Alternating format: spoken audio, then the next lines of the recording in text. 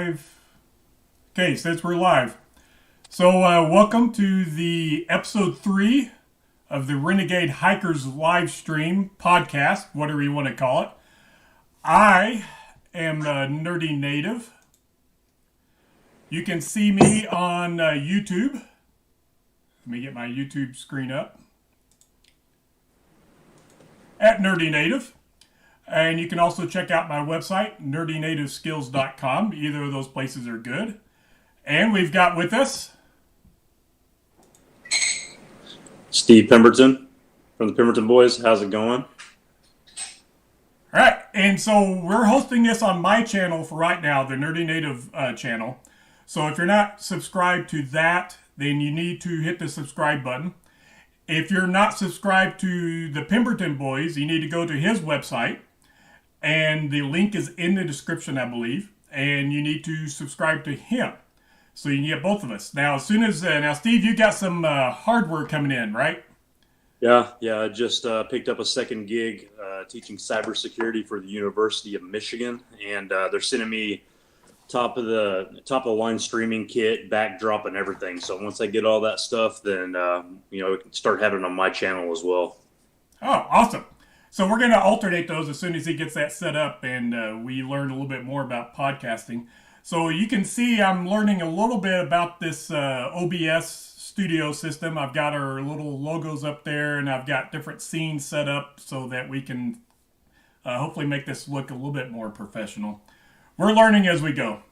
So tonight's episode is going to be waterfalls. Our favorite waterfalls, primarily in the Texas Panhandle. Yes, we do have waterfalls in the Texas Panhandle. Oklahoma, and I think you've got one from Arkansas, too. Yep, correct. So it's not waterfalls across the world. It's pretty much where we live. That's what we're going to be covering tonight. Now, we may, I'm sure you've been to some other waterfalls. And, I've been to some pretty exotic waterfalls, too. And that might be another episode is... exotic waterfalls, the most exotic waterfalls you've seen. Definitely. So anyway, if you have any ideas on other topics that we might cover, just throw it in the chat window there, and we'll take a look at them. So before we get started with waterfalls, what was your last hike? Man, my last hike was still, I guess, about a week and a half, 2 weeks ago when me and my boys put together that the Jesse James Iron Door video. Oh, yeah. There was a little bit of hiking involved with getting to some of those destinations to film because we did film it on location for the most part. So at some very historical sites. So we hiked probably 3 or 4 miles total that day.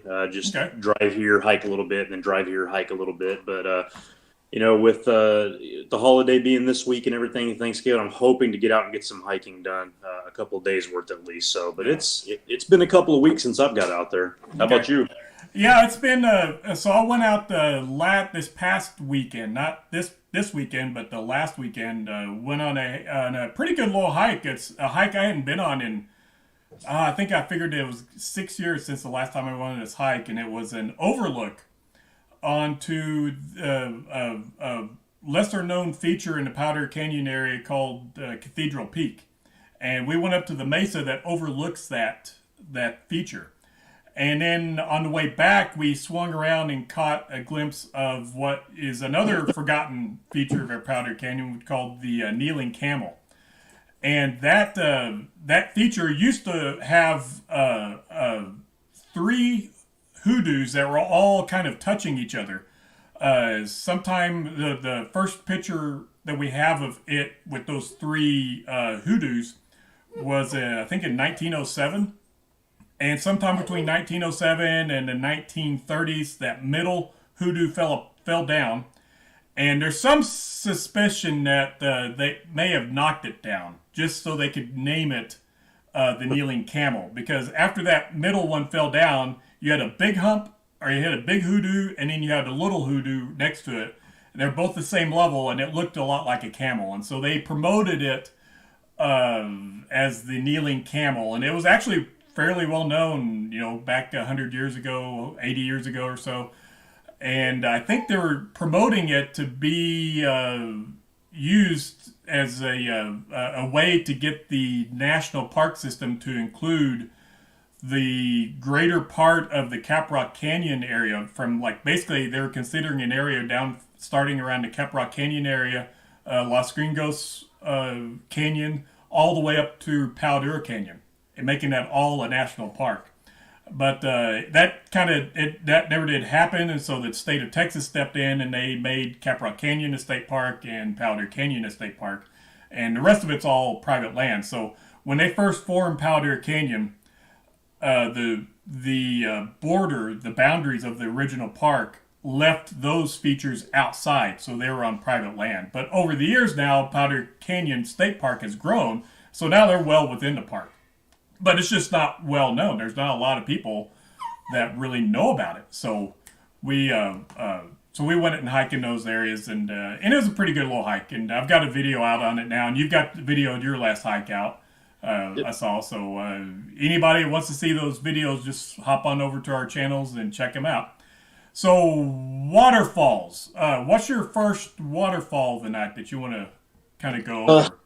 So probably those that are in the Wichita Mountains, like the same as it is in Arkansas, with the other video. The first video is going to have just several different, I think I put together a compilation of some of the best waterfalls in the Wichitas. Now, this comes with a caveat. Whenever I post these on Facebook or anything, I get tons of questions about, hey, give me the coordinates to this. How do I get to this? The thing is, you have to be out there, with the exception of the big one that you're seeing, Post Oak Falls. That big one that was at the beginning of that video there, that one usually runs year-round. And even in the summertime, it might trickle a little bit. I've seen it sometimes in a drought where it did dry up completely.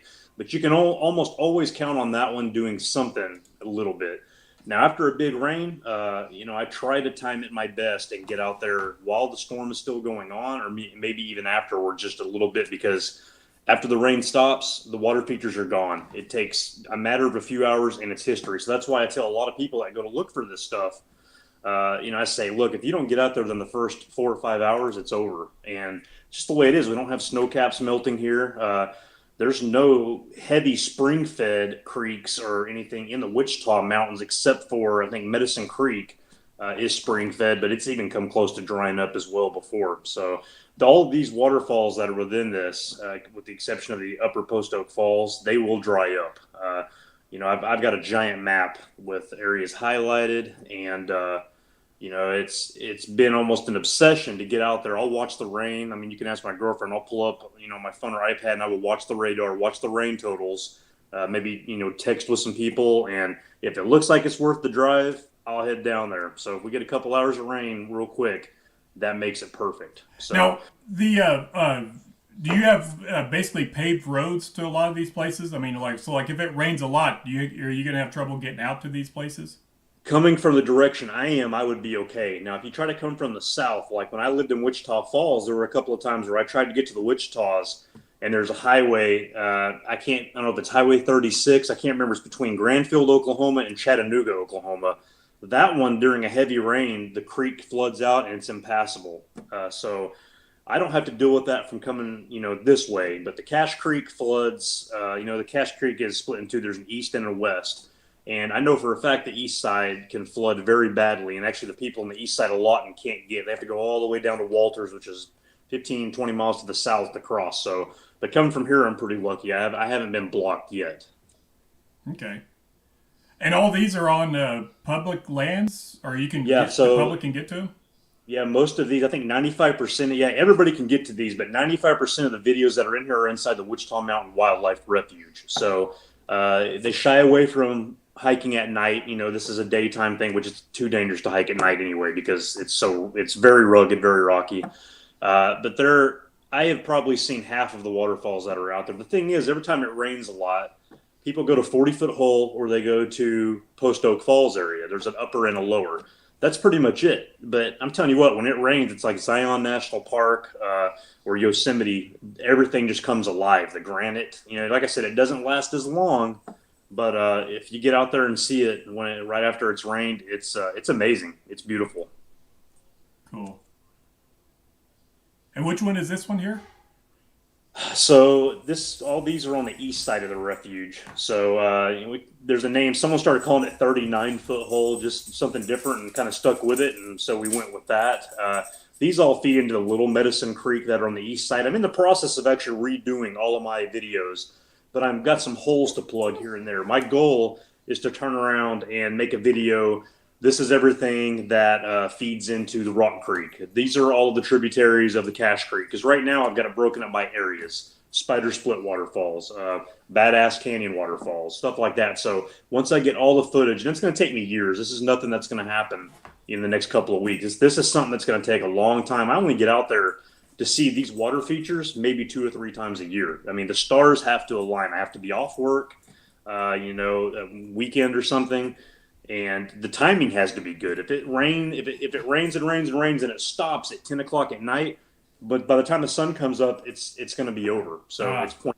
So it's a very, like I said, the stars have to align to pull this off. So a lot of times when I take these videos, this is all that you'll see out there. I mean, this is the closest most people will ever come to seeing this, because they're either not able to get out there or they don't want to go in the rain, because it can be dangerous too. As a matter of fact, last time, when we went to Fern Cave, I went into a log and I ripped my shin open pretty badly. Yeah. And right above that, I was out here filming some more waterfalls in a new area, and I took a different pair of shoes. I didn't take the right ones with me, and they didn't have as much grip. So I kind of forgot about that, and I got too close to an area, and it turned into a slide. And I went off the edge, and I fell about 20 feet down into water. Now, I didn't know what I was falling into, but I fell into about a 6-foot hole. My shin hit a rock, and I dropped my GoPro in the water. I was searching for my GoPro for like 15 minutes probably, and I finally found it in a rock crevice. And I literally had just started hiking. This is 10 minutes into the hike, and here I am. I hurt myself. I mean, it looks like a golf ball bulging. I probably could have got stitches, but I looked, and I'm like, man, it just doesn't rain here enough. I'm going to take advantage of this. I'm going to push on. And I did. And I kept hiking, and I got some awesome footage. I got everything I was looking for in that area. And then right at the end, I slipped again, and I hit that same spot on another rock. Yeah. And I'm not going to repeat what I said, but I guarantee you anybody that was in the 30-mile radius could hear me. It was very painful. Yeah. So Try and get you to show up on the stream again. Oh, did I go away? Oh, yeah, I did. I got a black screen. Well, just continue talking about the waterfalls that are up there. And tell me if you need to fast forward any or... Nah, no problem. Yeah, so, this is all Wichita Mountains. You go out there when it's bone dry, and you can see the granite. You can see the black marks and tell that, water flows through there. And, you go out there and catch it at the right time, and you can actually see it, and it's amazing. I wish that these would flow all the time, because I like water, slot canyons and waterfalls. It's like I've said before, they're my 2 favorite things. When I see them together, like you'll see when we do the Thunder Canyon video, that's just amazing to me. But yeah, these are all areas that are, some of these are on Fort Sill as well. I mentioned, about 95% of those. There's an area called Craterville that used to be an old swimming area. And I want to go out there when I get a drone eventually and check that area out and get some footage from above. Okay. Now, so the what's the drone situation at Wichita? Cannot fly them at the Wichita Mountains. Okay. Yeah, so there's places outside the Wichitas you can fly them, like along the border. One of the places, that I have access to is Camp Yeshua. We're going to be doing a lot of things out there. I could spend a whole episode talking about that, but it's an area that's sacred, coveted land north of the Wichita Mountains. It's private, and that's one of the first areas I want to go with a drone, is hit that area, because man, I think it's the most beautiful view in the state of Oklahoma. That's where my girlfriend's daughter got married at. It's Kim Shahan's land is amazing out there. So there's going to be a lot of stuff coming from there in the next few months. That's awesome. Well, let me know. We need to arrange a trip where some of us Panhandle Renegade hikers can come out. Yeah, I would say probably in April and May. I mean, Okay. Obviously y'all can come out anytime, but April and May we can hit some of these water features. When those severe storms roll through, or even just a good rain, because then it gets real nice and get the sun out, and you can see the waterfalls and all that. So that's the best time, in my opinion, is the spring, because the flowers are blooming. Of course, you got critters like snakes coming out as well, but the Wichita Mountains is just unbelievably beautiful in the spring when everything starts blossoming. Okay. Well, I'll have my drone out with me when we're out chasing storms, so we might hit you up on some of that. Yeah, definitely. if the storms don't pan out, or if they pass through and pass through early, we might be able to arrange something. So. But yeah, I'll be making these videos for years. Especially since I'm teaching now, my hiking time's cut down even more. Life's pretty busy right now, but eventually I'll get out there and see most of them. And who knows, there may be others that kind of see what's going on, and maybe they'll go out there and start doing different areas and recording. That'd be cool too. Just my goal overall, is to eventually document all of the water features in the Wichita Mountains. That's a worthy goal. Yeah, it'll take a while, but like I said, I've got some stuff in my videos that it's never been seen. And that's what I'm really going towards in the videos. Just talking to people, like the Iron Door video, it had 1,500 views within a couple of days. We had 1,000 views a day, and I never had a video do that. And I know for some people, that's not a lot, but for us, just starting our channel out, that's a big deal. So, so I've learned that it's not really. People see the Delicate Arch, they see, Grand Canyon, they see all that stuff. And the videos are a dime a dozen, but the Palo Duro videos, like the videos that you're doing out there, those don't exist. You are the first one doing that stuff, and that's huge. And same thing here in Wichita Mountains. We're going to start covering a lot of, like I said, you're going to see more waterfalls and stuff, but a lot more history too. There's a lot of famous chiefs that I'm going to start documenting on and talking to people, and we're going to make some pretty good documentaries. That's awesome.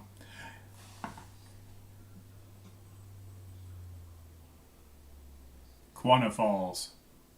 Yeah, I went out back in last February, I think. It doesn't snow that often here. We get ice, but we got a legit snow, and I went out there right in the middle of it. The drive was treacherous between here and Wichita Mountains, but I was so glad. I think I hiked 17 miles that day, and a lot of the gates were closed. I had to walk further, but man, I got some amazing footage with the snow and the water and everything. It was awesome. It turned out really well. So I will say, part of this video, you'll see my kid playing in the water. So in the Wichita Mountain Wildlife Refuge itself, you cannot, people wade through the water and you get wet on accident sometimes, but you cannot swim or play in the water. Now, where this waterfall is, Waterfalls, as we named it, it's on Fort Sill. So I let the kids play in the water out there because they really don't, it's not off limits there. It's not a wildlife refuge. But this is, Fort Sill, anybody can hike there, obviously military, but, as long as you pass a background check, you can hike, you can get a day pass. And it's a lot different here. You have to show up to a little building and see if your area is open. They have like a grid, and if it's open, then you just fill out the form yourself and you put it there. Then you can go out there and actually hike. Right now there's probably a lot of hunters out there, so they let a certain amount of people hunt, so it's not a good time to be out there. But Fort Sill is really cool because there's elk out there, there's deer, even rumored to be a couple of bison out there that when the fence was down they crossed. So, but I like hiking Fort Sill when I'm really not wanting to run into a lot of people. Essentially, there's some cool stuff to see out there. Now, are these like official names, or are they names that you came up with? Some of the names like 40-foot hole, Post Oak Falls, those were all there before. A lot of these others, I didn't come up with 39-foot hole, but I think that's a cool name. So obviously you may hear stuff called different names, and so be it. A lot of these I have given the names to based on proximity or historical significance or ease of finding, like Panther Slot, which is just a tiny slot that, water flows through. It's on the Panther Creek. So I figured naming them West Scott Falls, it's on the west side of Mount Scott. So try to make them no-brainers.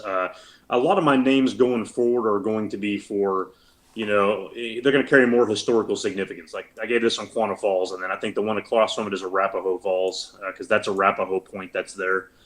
And then Quaytone Falls is because of Quaytone Point right behind it, or Ketone. I can never pronounce that right. I always get corrected in my videos on that.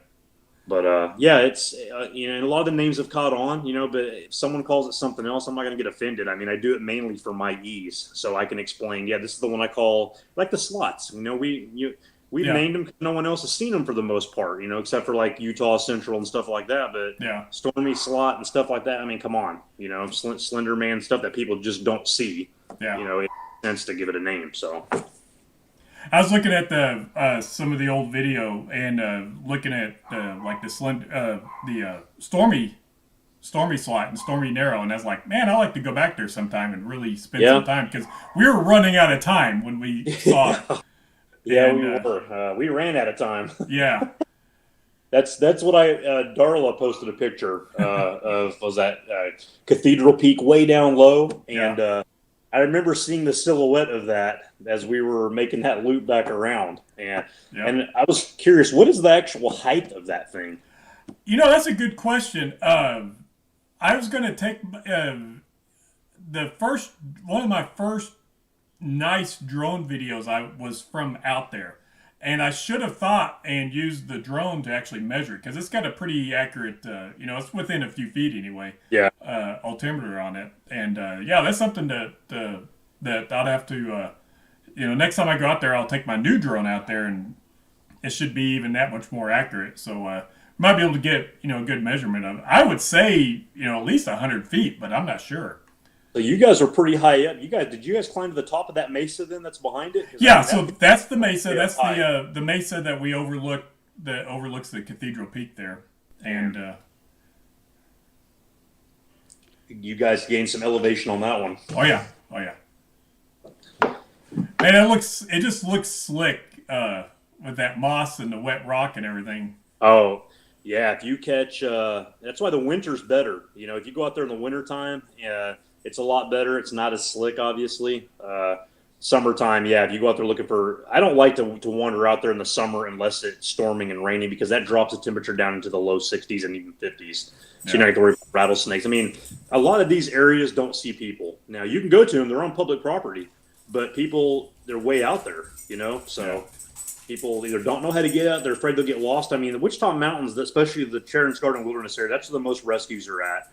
And honestly, it all looks the same after a while. Now, I've been out there hundreds of times. I know where I'm at all times. I've never gotten lost out there.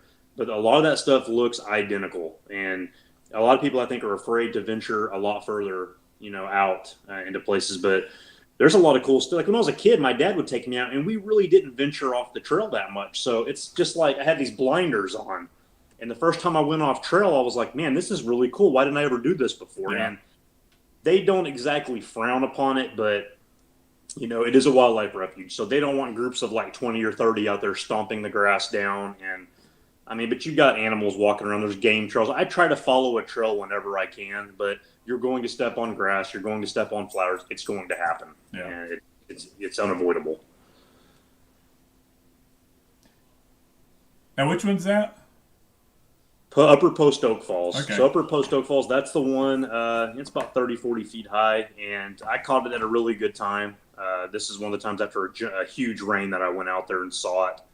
And that's the one, like I said, you can typically count on that it's always going to be going. You go out there in the middle of August, and it'll at least be trickling, But, man, after a big rain, that's the one you can go out, several hours after a big rain, and it's still roaring because you got Elk Mountain and Mount Lincoln both feeding into it. So it flows for quite a while, and they're two really tall mountains. So now we're back in the Panhandle. Oh, you disappeared. Let me get you back here.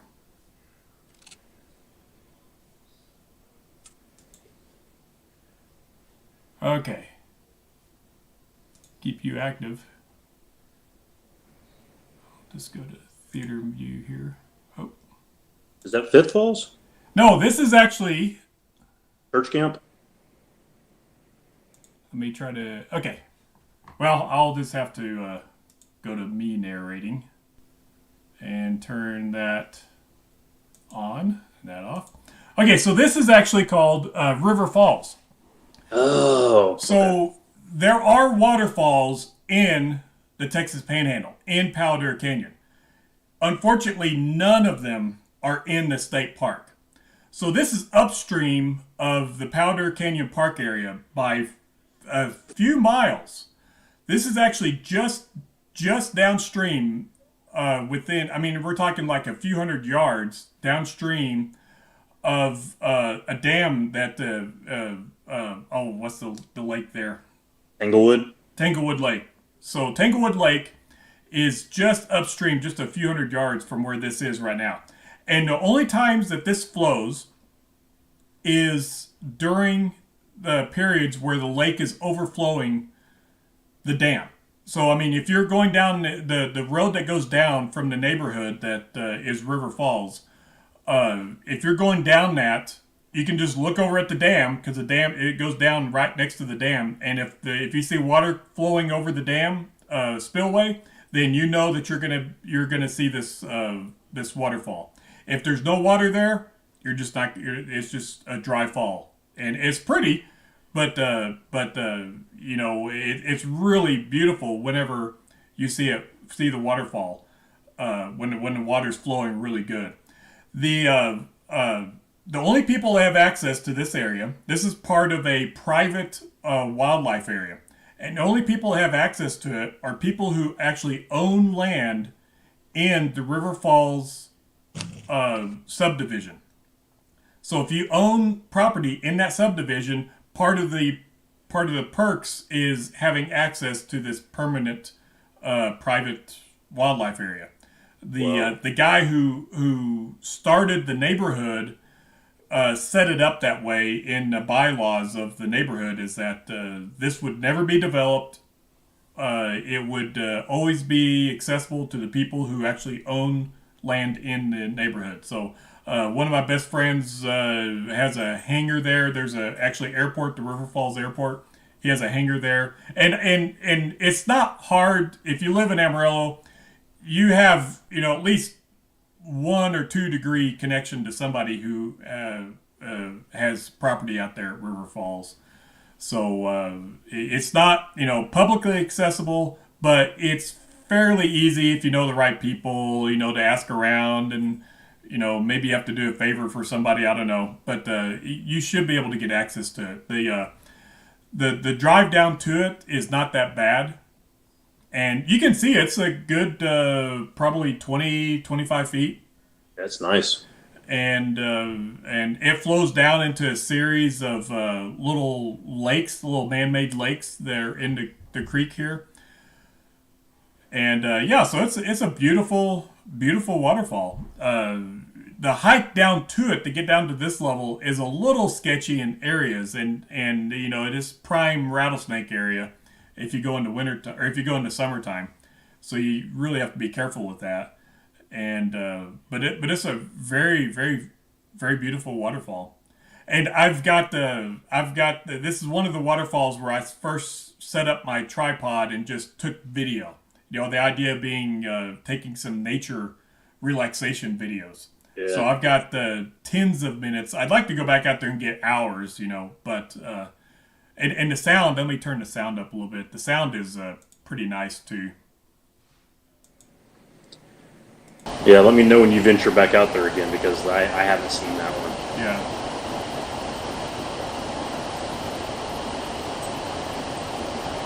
The guy that owns the hangar, was he out there? Did he hike with us to the waterfalls?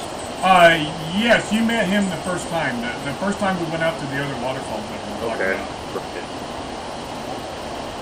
And I think this finishes it out there. Yeah. So River Falls, and this is actually really close to Amarillo.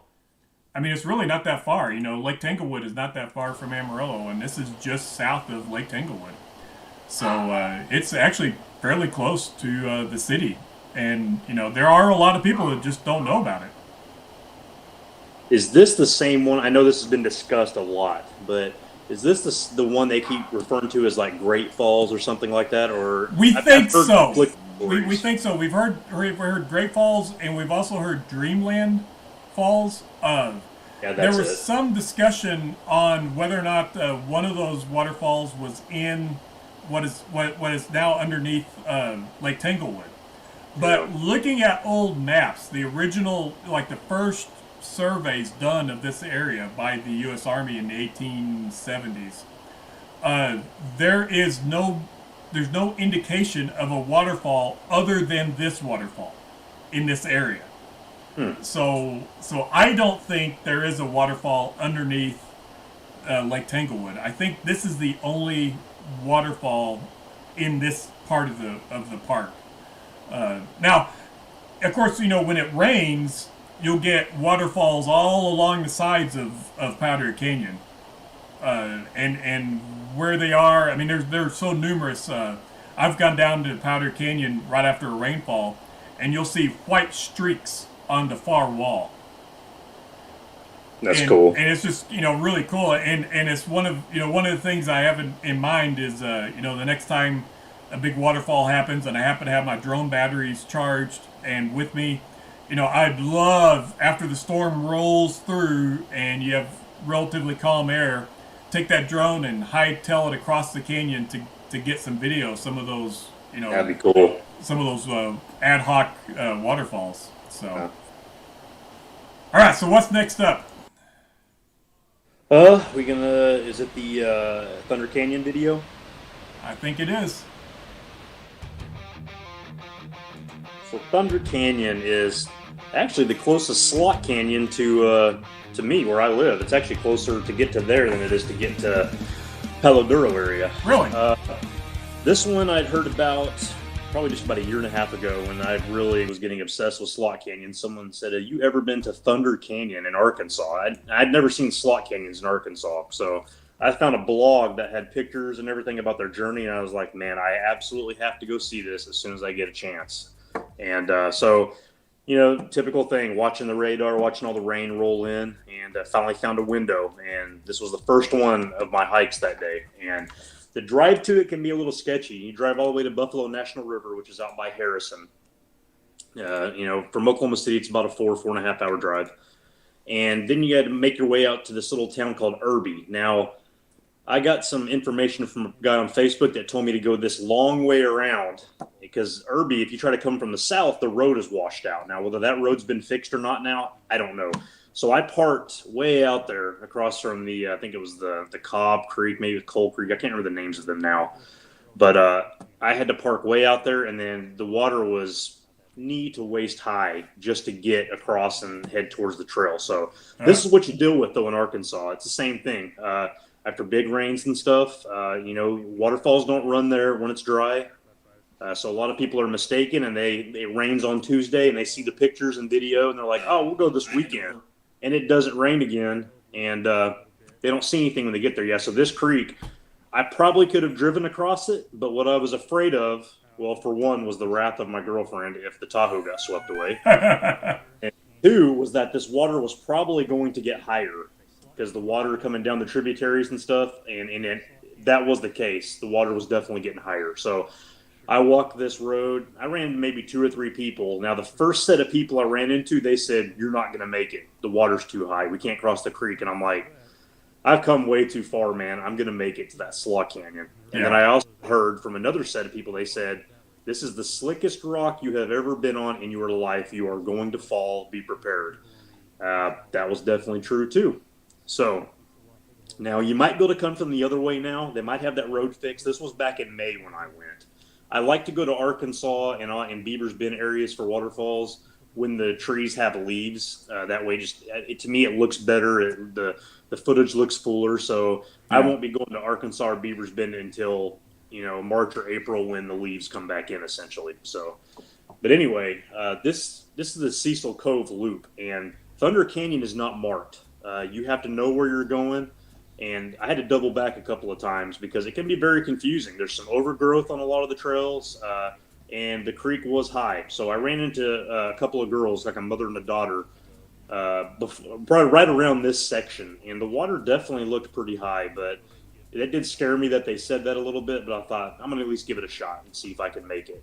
And so the Cecil Cove Loop itself is a very well-established trail. There's some campgrounds off to the side and stuff like that. And there's also other waterfalls to see. But my focus was Thunder Canyon. This is what I came to see. So here is the main creek right here. This is the one they said they couldn't get across. So when I saw this section, I'm like, oh, this is doable. So, I still make mistakes from time to time. And I had water shoes on at this point. I figure I'll put my hiking boots on when I get closer.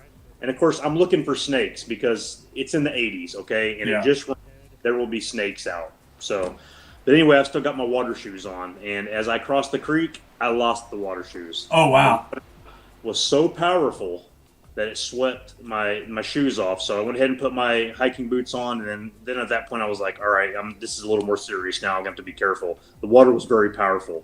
but I found a place to cross where it was only about ankle deep across those big rocks.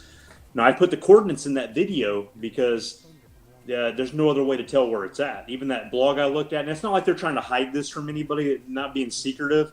They, it's nothing like that. It's all public property.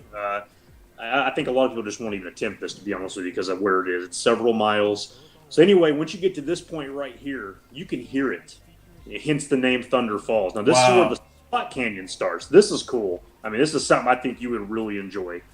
So the Slot Canyon portion starts here, and this is where you have to find the best way around. And I went several different ways because a lot of the trail was overgrown. You can tell, and I found out after the fact that several people had tried to get out there that day, and they didn't. I was one of the only ones that made it out there that day. Huh.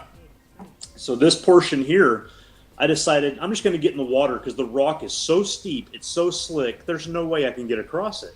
So I jumped in the water and started wading. And then a little ways down, I see a snake in the water. Oh. I sit there for a minute and I look and I'm like, I can't tell if it's harmless or if it's venomous. And then it got close enough to me where I could tell it was a juvenile cottonmouth.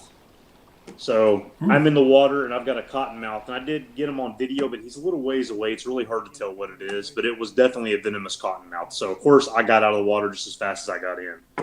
And I didn't see the snake again. It disappeared, but that obviously made me paranoid because now I got to watch for timber rattlesnakes. I got to watch for copperheads and cottonmouths in addition to being able to stand up on this rock. So it's really not that far back to get the head of the slot where the waterfall. I mean, there's a bunch of little cascades like you see in the video, but the big one at the back, which you can hear it the whole time, it's not really that far back there. So I finally made my way around. You are going to get wet on this. There's just no way around it. Yeah. It's going to happen. If you really, truly want to see it, you're going to get wet. And it's the same with the Wichita Mountain videos. How cold is the water here? It wasn't bad at all. The water felt great. Yeah. Oh, cool. Yeah, so that's the part I'd just seen the snake. And so from that point, I kind of veered off to the right and went up. And I found a nice established trail, and I followed that the rest of the way back. And it was great. It was just the beginning that was difficult. And really, I went the wrong way. I followed the wrong side and just tried to tough it out. But this is a legit slot canyon. If it was completely dry, it'd be, when I actually got in the water, at one point it got up to my chest. So wow. This portion here is actually a lot like, Wesley Point or, Utah East, some of those that are, not as steep, essentially. But then you get to the main event further down, and it's just amazing. But wow. I cannot speak enough about how slick that rock is. I mean, honest to God, I have walked on ice where I had better grip. This rock was just, you have to be super careful. I mean, you're going to slip and slide. It's like ice skating to get back there to that thing. Now the water getting back to it is not that deep, and I think the keeper hole underneath where the waterfall is only 3 or 4 feet deep. It's not that bad. Okay. But it's amazing. I know a lot of the footage looks hazy and stuff. There's water falling all around. I mean, water is just coming off the cliffs down. And this is your typical Arkansas, minus the Slot Canyon part. This is your typical Arkansas waterfall. There are hundreds of named waterfalls that are on public property in northwest Arkansas. And, I mean, it's my favorite waterfall state, hands down. And, they all seem to have these big bluffs that go back, and there's just waterfalls streaming off of them. I mean, it's amazing. Arkansas is such a beautiful state, but this right here is one of my favorite slot canyons to date. I mean, and then I guess some people took some pictures up above it. They actually roped in and got in the water and took pictures. I'll have to find that blog and shoot you a link. Wow. Got this podcast, but this was cool. It was awesome. I had a great time. I didn't see any other snakes the rest of the time I was there. I bumped into one more person on the way out, and he asked me if it was doable. And I looked at what he was wearing. I'm like, yeah, man, you can make it. Just take your time. You'll be fine. And the trick is finding that corner. Now, it helps because you can see I study topo maps like an obsession. I always know where I'm at. If I know I'm going to hike somewhere like this, I'll start studying the maps days out. That way I know the features and stuff. So, I didn't have a defined place to turn to go north towards this waterfall, but I knew if I saw a creek running off there was a very impressive waterfall running into the Cecil Cove Creek area. Yeah. That's how I knew it was time to turn. And then I found that trail as soon as I crossed. That's cool. But Going out of this thing, I slipped and fell several times. I mean, and at the end, I fell the hardest. And I was crossing it one more time to get to that trail. I slipped, man, I hit hard. I mean, it's treacherous. It really is. It lived up to its billing. And every person you talk to that's gone to it will tell you that it is the slickest sandstone they've ever been on in their life. So that was it. And I hit up a couple other waterfall hikes. You know, I've still got several on the bucket list that I want to get to in the spring there. But same with Arkansas. It'll take years to see all the stuff in Arkansas. It's just yeah. But that area might be my most favorite waterfall area, like outside the Wichita Mountains and stuff like that. You know, there's some good ones in Colorado that flow year round because of the snow cap. But this is, you know, these don't get the luxury of having melting snow or anything. These are just, I always go after heavy rains, flash flooding, and it's paid off every time. Now, doesn't that bring out the snakes also? It does. It can. Yeah, you have to be very careful, man. Northwest Arkansas has a lot of venomous snakes. They don't have western diamondback rattlesnakes, but, you know, like I said, the cottonmouth, which I actually saw in the water with me, timber rattlesnakes, copperheads, and I'm pretty sure they got pygmy rattlesnakes also. So now, this is actually, I'm going to go back a little bit. I'm going to play some other video here if I can. Okay, so this is Third Falls. Let me. Now, this is. I'll tell you a little story about Third Falls. This is. This used to be, again, just like the other features I was talking about. You go back 180 years ago. This was actually a fairly well-known waterfall, and they'd always call it Third Falls because there's two falls upstream of it, and the most the one that most people know about today is called Second Falls, but they probably don't know it by that name. They know it as the Church Camp Falls. There's a waterfall at the Church Camp in South Cedar Canyon, and it's a real beautiful waterfall in its own right. And there's actually, I'm surprised, there's not that many videos of it. You can do a search for it, but you have to spell CETA, C-E-T-A, instead of C-I-T-A.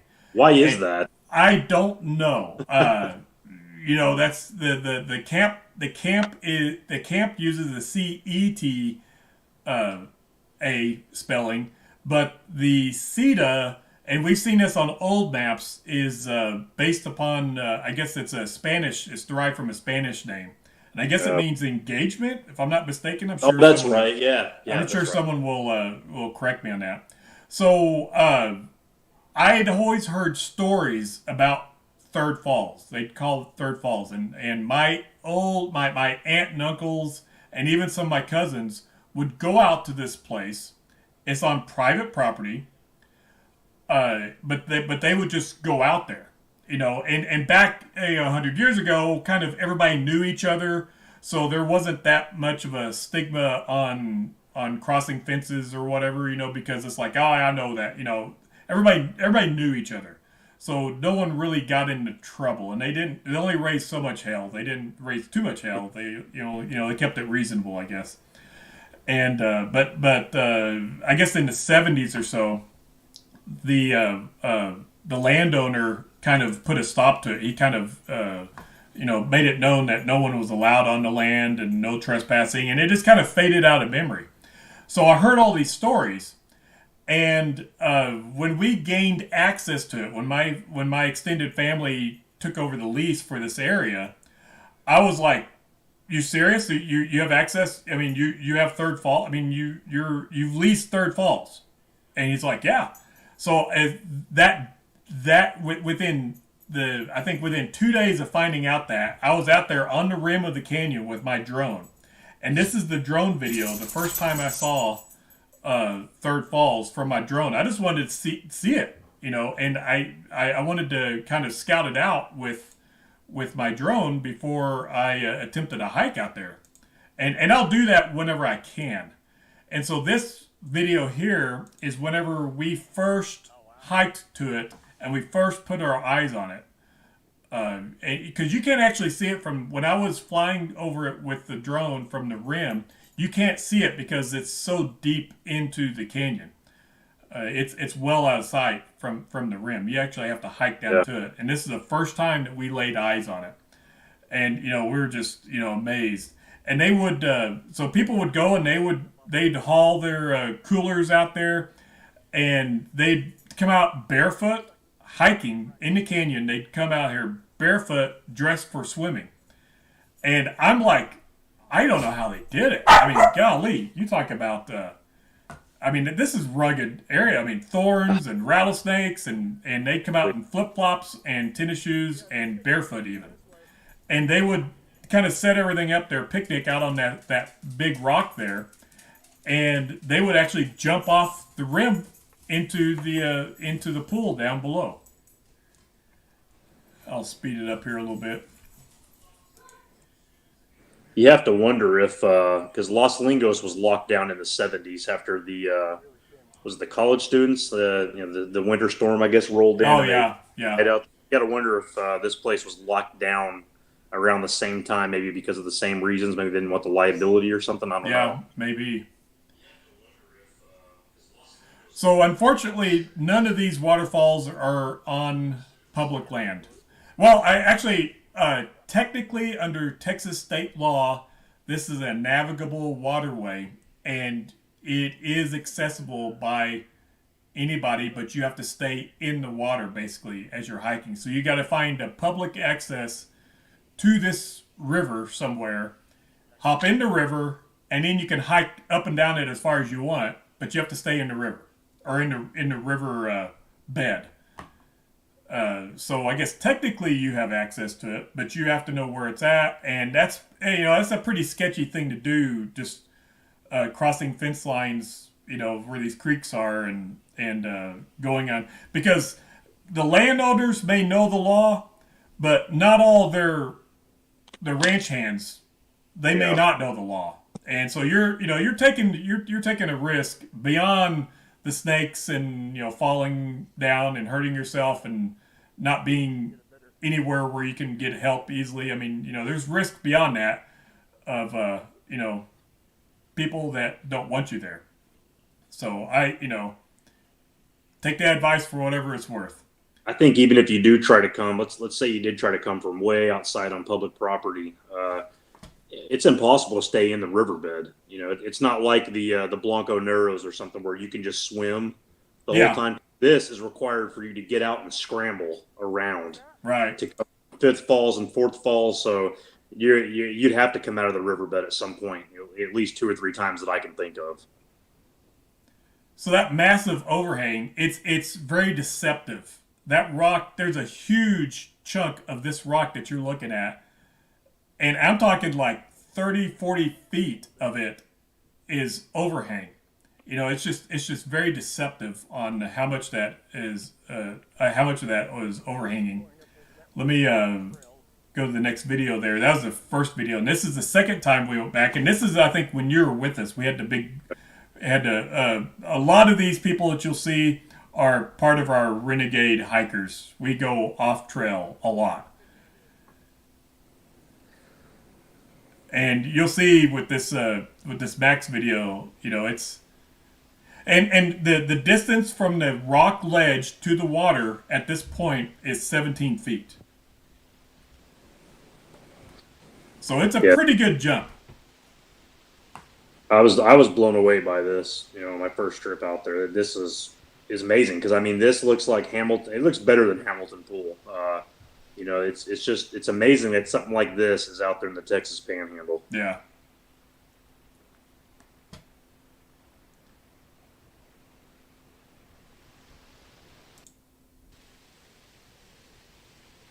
So there in the water, where the water is falling down to the rocks below, that's a 15-foot drop. I measured it with my tape measure. And you can see how far back underneath there it goes. It's quite a ways. And we actually went swimming out here on August 8th or 9th. I forget which one of those dates, but a group of us went out there and we actually went swimming. We and they could not find the bottom. That's They crazy. People were trying. I mean, a couple of the swimmers with us, they were actively diving down to try to find the bottom. Could not find it. Man. And the way to get up and down is not all that easy. You have to kind of hike up and around. Like here, I'm going. See, you have to hike up a little bit, and then you have to kind of work your way over until you can kind of pick your way down. You can see the cove there is beautiful. Unfortunately, this waterfall is in the shadow most of the time, most of the year. You have to get a pretty high angle of sun to really get this thing lit up. So it makes photography, challenging. And I've just started my attempts at really getting good at photography to the point where I can get good photos of this thing. Because the dynamic range, it's like really deep slots. The dynamic range in these areas are just, ungodly. So here we're working our way down, and we finally made it down to the creek. And there's a little bit of graffiti, and my aunts and uncles may have something to do with some of that graffiti. They know the names of some of these. And this was back in the 40s and 50s is when they would swim, and I just always heard these stories about third falls, and I always thought, well, it'd be nice to see it someday, but who knows when.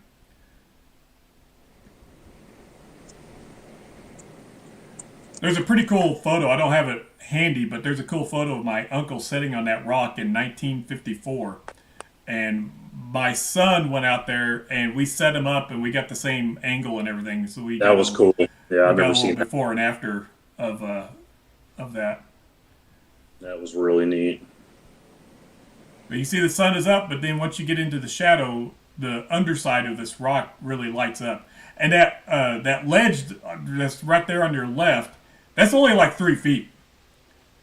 And you have to kind of crawl. You have to either get in the water and swim across, or you have to crawl across that shelf to get back to the back part of the of this thing. And here I think here I go. So you can see how narrow that is, and that's the only way.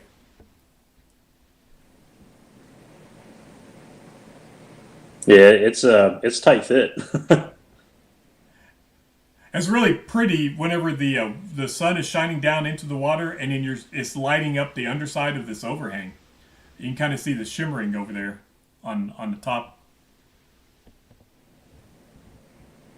That shimmering is just amazing. So that rock you're standing on right there, it's 5 feet deep to some really really soft mud. If you just stepped off that, it's 5 feet. Before you and it goes up. You can kind of see how it goes underneath. I don't know how far that rock actually overhangs. Wow. Because you kick your leg out and you don't kick anything. But you go towards the middle of the creek there, and it drops off really fast.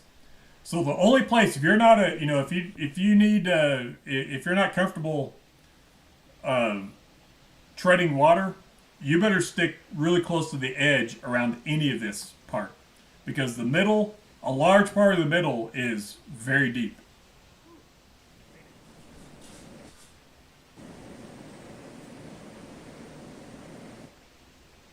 But you see the dynamic range, it makes photographing that so hard because the dynamic ranges is so massive. That's a cool shot right there.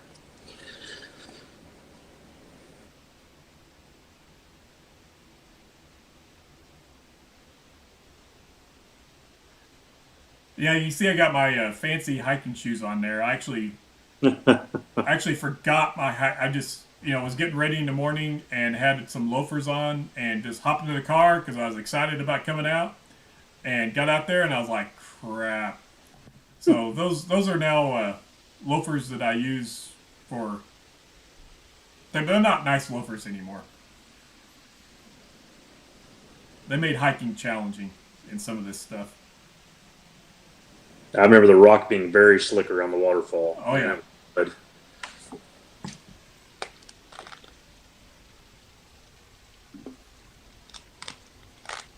Yeah, it's kind of hard to believe this is in the Texas Panhandle. yeah, but you see why the natives called it home. I mean, Oh this yeah. water that never run out. I mean, it's perfect shelter, man. There was we went out. So when we went out swimming, the water was flowing much less than it is here now, but it hadn't stopped. But I did see some photographs on someone on Instagram actually made it out here about a week after we did the last time we went swimming in August. And by the way, the water was chilly. It wasn't take your breath away, but it was enough to suck your gut in for a little bit. But then after that, it wasn't so bad. It was it was comfortable. It wasn't that bad. So we had a lot of fun, and you could kind of swim out in the sun if you got too cold, and have the sun just beating down on you because it was warm.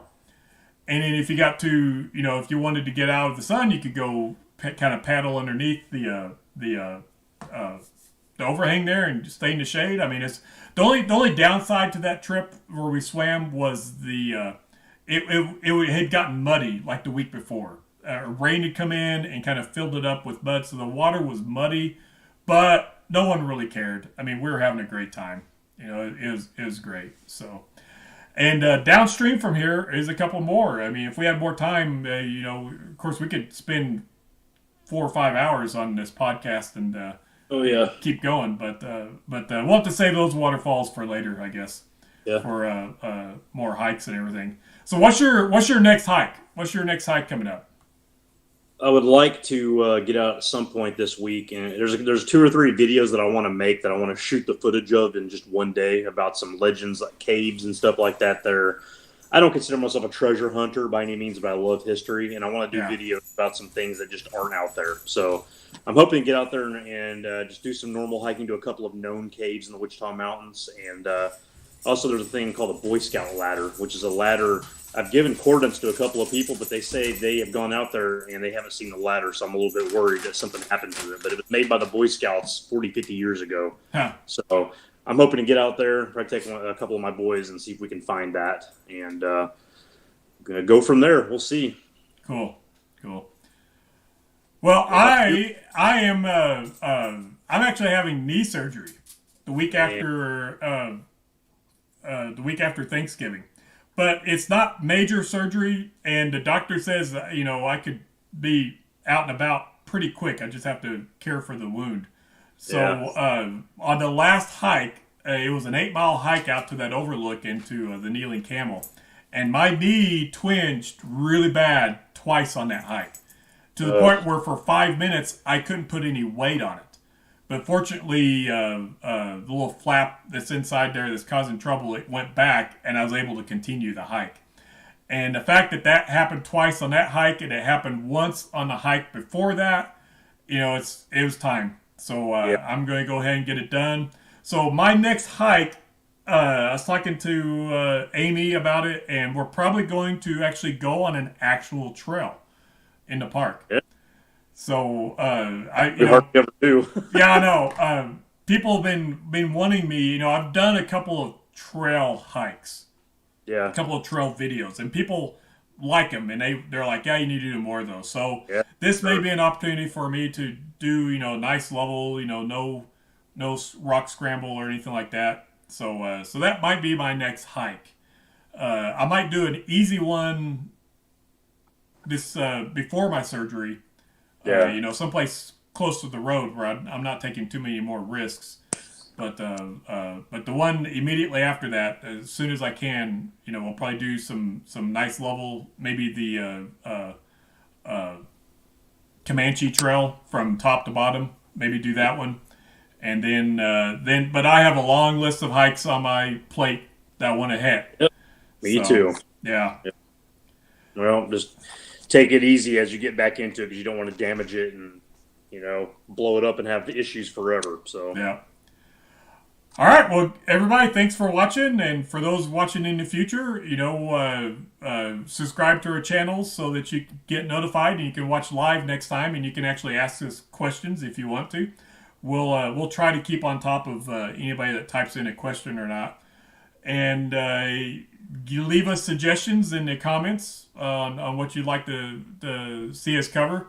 We're kind of making a list thinking about, do we have enough stuff here to keep going, and do a weekly podcast? Is there enough stuff out? There's plenty. There's plenty of stuff out there.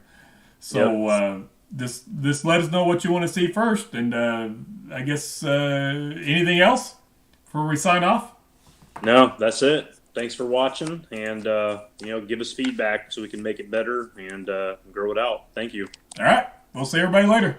Till next time.